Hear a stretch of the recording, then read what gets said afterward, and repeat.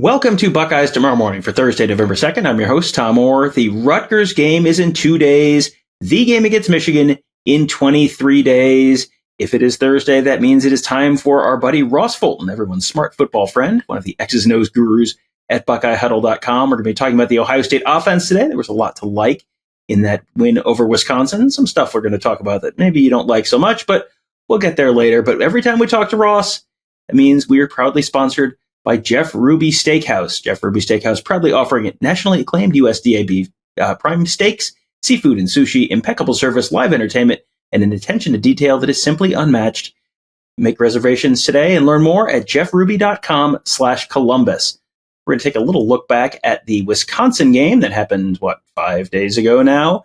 Buckeyes won that one 24-10. Showed some real progress on the ground, it felt like. Now, how much of that was a maybe okay but not great Wisconsin run defense? How much of that was the return of TreVeyon Henderson? How much of that was, hey, everything's fixed and everything's great? Well, we're going to be talking to our good buddy Ross Fulton, one of the X's and O's gurus at BuckeyeHuddle.com, to try and get the answers on all of that. Ross, let's start with something that seems a little like window dressing, but has turned out, I think, to be a pretty effective thing. That's their use of orbit motion. And you had a couple plays you had picked out here to show how that's working and why that's working so well for them in the run game right now. Yeah, I mean, you're really seeing a diversified run game from Ohio State, particularly compared to recent seasons. We can go through some of that. But yeah, so you're seeing a lot of orbit motion. I think, we'll see how much of that is related to the fact that with Emeka Egbuka not available, this really fits Xavier Johnson's skill set in particular. I mean, I think he's stronger as a runner on the edge than he is as a true receiver. And also, as we'll see, he's also kind of an effective blocker as well. But what they're doing nicely is they're tying this orbit motion together into a series of plays that all base off of that. And particularly because the orbit goes behind the quarterback, we've talked about in the past, you get a good ball handling from that because with the quarterback's back turned to the defense, they don't know who has the ball and what's happening, right? So we'll see they run 2 plays off of it, and there was actually more than that.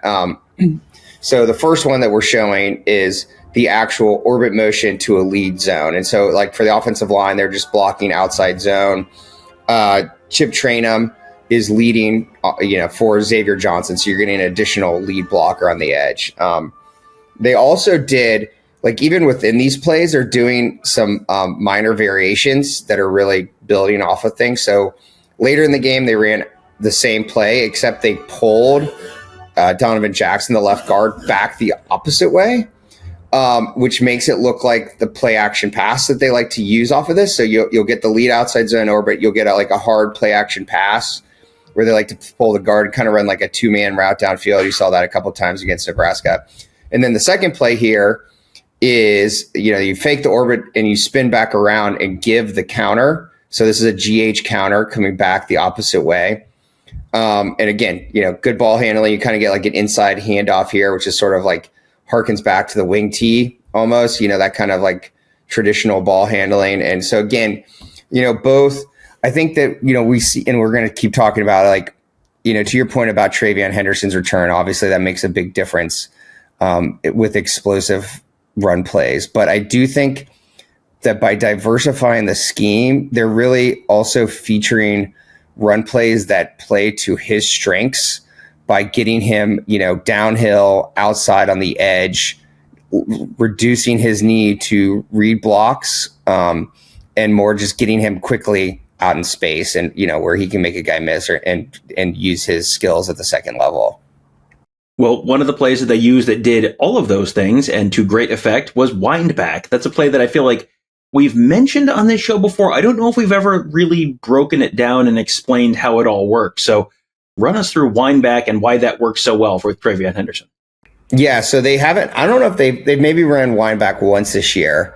They've run it a little bit in the past, but this game they ran it at least 4 or 5 times. And so Windback, you're basically, it's like counter without a puller. So you tend to run it from under center, and you essentially you fake you're going to go one way. The running back counter steps and comes back the other way. And what ends up happening is it starts out looking like wide zone because the line's taking those same steps. But essentially it turns into duo because once you're cutting back, like all those what look like zone blocks, let's say to the right, become now down blocks to the left for the running back. And so again, they ran it with a couple of different variations. Here you see probably what was most successful to them, which was having Xavier Johnson line up as a wing. And he basically pulls back around and functions as a lead fullback, then going the opposite way. And so you're getting, again, like, kind of a heavy personnel downhill run element, again, like getting Henderson downhill. As with duo, like there's some downsides to Windback. Like you kind of need these like tight formations because it's again sort of functioning that same way. And if the play, like there was one where like Wisconsin brought an unblocked defender off the edge and killed it in the backfield. So like unlike let's say with stretch where like you can use the defense's movement against them, like Windback, if the goes against the wrong defensive scheme call, it's not going to work.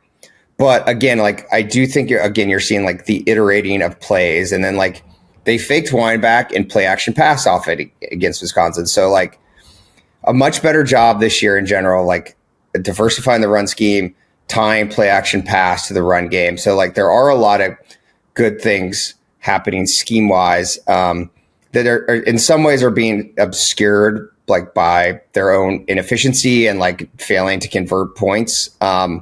But like I do think like they're helping themselves because we could talk about this too more later. Like going back to the Xavier Johnson point, like they are kind of limited, and like obviously getting Henderson back is a big plus, and we can see the difference that made in the run game in terms of just like converting 4 and 5 yard runs into bigger plays. But like you obviously have Marvin Harrison, but like without Emeka Ibuka right now, like they're kind of limited. Like Julian Fleming, like. I don't mean to be too mean, but he's kind of just like a guy, like he's kind of like replacement level for them, right? Like Carnell Tate's a freshman, so he has some upside, but like, how much can you rely on him? As I said, Xavier Johnson to me is more of a runner or kind of like a hybrid running back than he is like a true slot wide receiver. And so like beyond, Harrison and Stover right now in the passing game and TreVeyon Henderson, which we'll talk about, they definitely are having to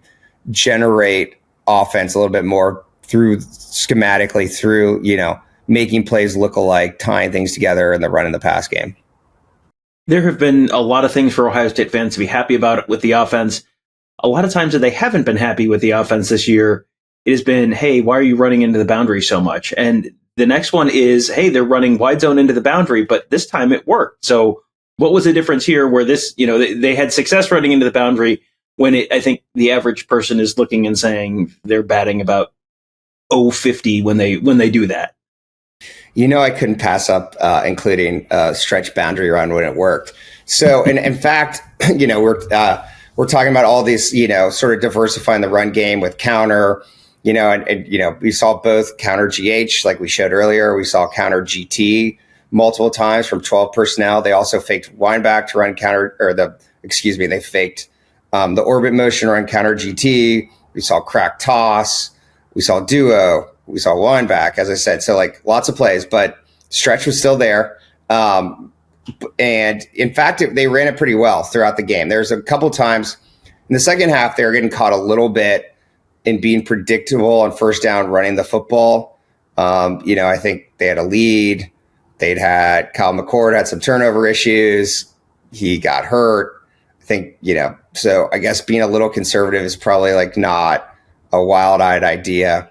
But so there were some times where they got, including running stretch, where they got caught where Wisconsin would bring an extra defender off the backside edge, crashing down and would blow up the play. But they executed stretch, and Wisconsin did some things too with like using some bear fronts and like a 5-1 front a couple of times against their zone schemes to make it difficult, kind of like what Purdue did. But so this was the best I've seen Henderson run stretch. They blocked it. They got to the second level better, but like he just did a much better job immediately bending the play back behind the wave, right? Like Wisconsin was pursuing, and he just cut back immediately. And so you see that here, but he did it a couple times before this too for successful plays. And so, much better job of vision by him. I almost feel like it was a teaching point to him probably at some point after a couple of the earlier games of like, hey, like put your foot in the ground and get upfield. Don't string it out. And then, you saw his natural ability, like once he gets to the second level, being able to, work his way between guys, and then his explosion. Once, he gets downfield, he's hard to catch. So, again, I think, as we talked about, like just because you can diversify doesn't mean stretch has to go away. And in fact, it makes it more effective when you're not expecting them to run it as much. And they're doing a better job as well. Like they ran it here and a couple times away from the tight end, like to the open side. So they're mixing and matching, like running it to the field, running it to the boundary, running it to the formation strength or the weak side of the formation as well. And moving on to the pass game now, we have talked about Ohio State running mesh a whole bunch of times over the last few years. There's a head coach in Amherst, Massachusetts, who is probably still seeing it in his nightmares. That's UMass's problem now. But Ohio State's still using mesh with great success. And they also used something that, I need some confirmation on this, Ross. The wheel route. It has long been rumored that the wheel route is undefeated. Is the wheel route in fact undefeated in college football? It's definitely effective when you got TreVeyon Henderson. I'll show you though that it is defeated at times, but that's okay though, right? So like this is how they've run mesh, and there's been some complaints. I feel like in like the last couple year or two that like where'd mesh go, or like why aren't they running as much? They've been running it more and more the last few weeks. I think that like again, like you're trying to play to your players' strengths, and like there's certain concepts like that I see that Kyle McCord does better than others, and like we're going to go into a couple of those here. But like again, so like we have two mesh plays here, right? First one, they hit TreVeyon Henderson on the wheel. So like on mesh, the way they run it, McCord's first read is that wheel route. So like you're going to glance there and see if it's open, and if it is, you're going to throw it, right? And that does create an explosive play. And like you can see that it was a big point of emphasis this week to try to get Henderson involved in the passing game as well. Like they also, as people probably remember, they motioned him into the slot, and he ran a wheel route, not off of mesh, but he was open in the end zone against a linebacker, and McCord overthrew him. Like he's a running back still. You got to put the ball in his body. Like you can't force him to stretch for it 30 yards downfield. But like here, they run off a mesh, they hit him for a big gain, and then on Harrison's first touchdown, mesh again. This time the wheel route is covered, so you can see McCord work through his progressions to go from the wheel to the underneath shallow crosser rail route. And so again, like, they're working to get, just like we talked about with Penn State, like get Marvin Harrison in different spots, get him on underneath crossing routes like this to make sure that he gets the football. And again, I think this is one of the few concepts that I think McCord excels at reading and getting the ball out. Now, I think when people look at that mesh play, especially the last one we just showed, you see a lot of contact downfield, and you see the defender getting kind of picked off there. Is there a line there that becomes, we have seen offensive pass interference called at times. It doesn't get called a lot. Is there something that makes it, this is a penalty versus this is okay, and like, oops, I bumped into him. How did that happen? Usually, as long as you're running your route and you just happen to bump into him, you're gonna be fine on that. If you extend your arms, that's normally where it'll get called. If you look like you're affirmatively trying to prevent the defender's movement, but as a receiver, you are allowed to run in space, and if a defender happens to be in your way, that's not your fault. All right. So next up, you've got this labeled as a good example of what Kyle McCord is doing well right now. He's doing some stuff well. I know people did not think that necessarily during the first half of the game at Wisconsin, but he has had some success this year as well. So run us through this next one. Yeah, so this is just like a deep comeback route or deep out route to Harrison, and they ran this a few times during the game. Like Wisconsin was using a decent amount of cover 3 where they'd bail. And leave these routes. So he had Julian Fleming on one early. Like, again, I think this is a route like he throws well. He throws it in timing. These are not easy throws, right? So you're like, for all the criticism that McCord took, like, he's still making some pretty difficult throws that like your average college quarterback cannot make, doesn't have the arm strength to make. Like, I think there's this first half, second half dichotomy with McCord that I wish I could explain it. I don't know what it is, but like you can see it even just like in his mechanics. So like his mechanics were much cleaner. Like this was an early second half throw. Like we're much cleaner in the second half against Wisconsin. Like his drops were tighter. His arm motion was clean, was more compact. And so if they could ever get that second half guy, I mean, I think he was 7 of 7 in the second half. Like, it wasn't perfect. Like probably maybe didn't miss pulling the trigger a few times, to come out in the first half, that would help them. Cause like, obviously you had the 2 interceptions.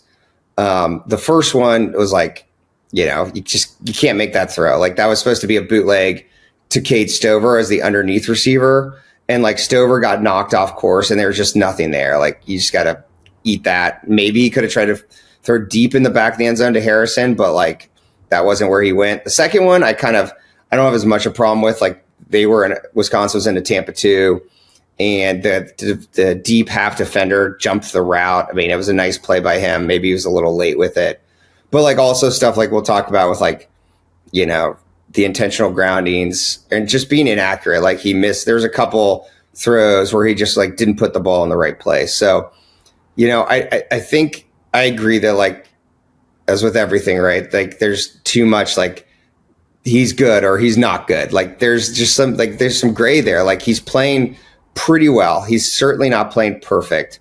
Again, like people who want to contrast him to, what CJ Stroud did in 2021, like CJ Stroud's obviously like a great player. So that's a very high bar. B, like for as bad as like, for instance, the Ohio State 2021 defense was, like CJ Stroud had, Chris Olave, Garrett Wilson, and Jackson Smith and Jigba. Like that is not, especially with the Emeka Egbuka, like not the receiving core that Kyle McCord's working with right now. And nor is the offensive line at the same level. So, you got to play to your strengths. And like, again, if they could just get that second half play to come out more in the first half, I think they'd be in a pretty good spot. But like, again, I think like to the point of the clip, I do think there's throws that like he does well. And again, like we kind of been beating the drum, like these kind of routes mesh, like the RPOs, like he had that glance route RPO opposite side to Carnell Tate. There was a really nice throw and a nice read by him. Like I continue to think like to the extent they can lean into those things, I also think that helps him. All right. And so we're going to end this on a little bit of a down note here. You've gotten a lot of good Ohio State. You should be feeling pretty good about Ohio State's offense so far. Got to end on a little bit of a down note. It was definitely not perfect. You mentioned the intentional grounding play. They should probably stop running that as much as they have been.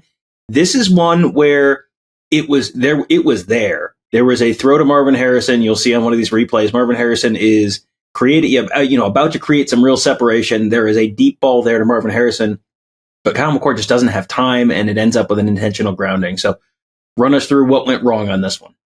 Yeah, I mean, I think the big takeaway is like, when you look at there's like, what was your success rate like relative to your opponent? I mean, Ohio State outperformed Wisconsin well beyond what the score is, but like you can't have 3 or 4 drives inside your opponent's 40 ended no points, right? And like a big part of that was the intentional groundings, taking them even out of field goal range. Like, we've talked a lot about like goal line stuff and red zone about converting into touchdowns, but like they also just like miss opportunities just to get points in general. And so, and like part of that is these negative plays that are coming. And so it's, this one was a 3rd and 8, and, Wisconsin brings 6 with like a cover 0 creeper, right? And like the offensive line, like this is, I feel like the pass protection has been pretty good. Like you can't expect perfection, certainly not from this group. Like Josh Fryer had a couple struggles, and then like they just had some identification struggles. Like this is one, like Donovan Jackson, seems like he should be sliding left, like the left side of the lines, half sliding to their left, but he goes right to the nose guard instead. And that leaves like, so at least if you would like have picked up this inside linebacker and like they're bringing an extra one off the edge, like we saw that against Purdue, right? Like you can kind of backpedal and it gives you time to make that throw to Harrison you're talking about. But if your pressure's right in your face, there's not much you can do now.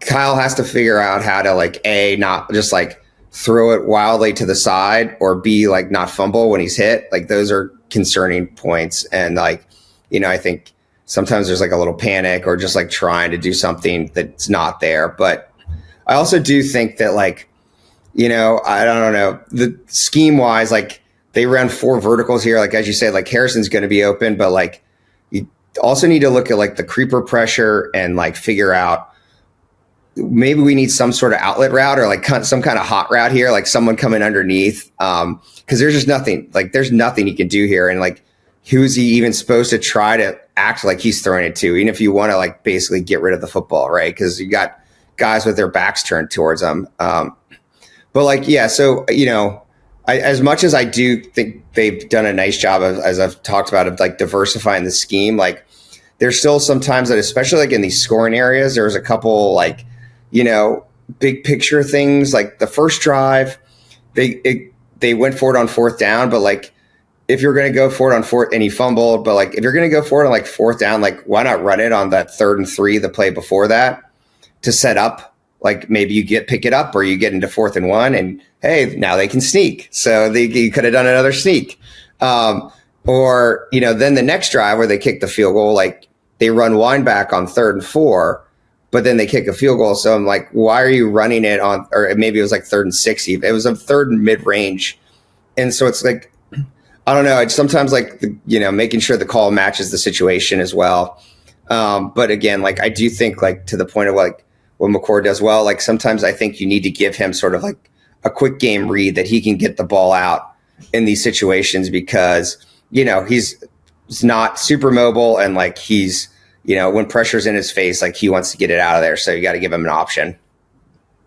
All right. So there was your look at the Ohio State offense, currently ranked number 13 in the nation in FEI. I know it feels like that's a step back from a typical Ohio State offense, but that's not too shabby. Tomorrow, we get to talk about the number 1 ranked in FEI, Ohio State defense. Boy, this is what a wild turn of events this is. The defense show is the good times, good vibes show all of a sudden when we're talking to Ross every week. And if I would add, that 13, a lot of that is driven by like, again, they're not taking advantage of scoring opportunities, right? Like the efficiency numbers are good. It's just like when you're not getting points that hurts those kind of advanced rankings. Always good to have advanced stats to confirm my long-held theory that scoring points an important part of offense in college football. Nice to have the defense keeping people from scoring points. We're going to be talking about that with Ross tomorrow. Thanks again to our friends from Jeff Ruby Steakhouse, the award-winning upscale steakhouse in downtown Columbus, named one of the top 50 steakhouses in America by Food Network. You can make reservations and learn more at jeffruby.com/Columbus. Thank you guys all for joining us. Have a great day. We'll talk to you tomorrow.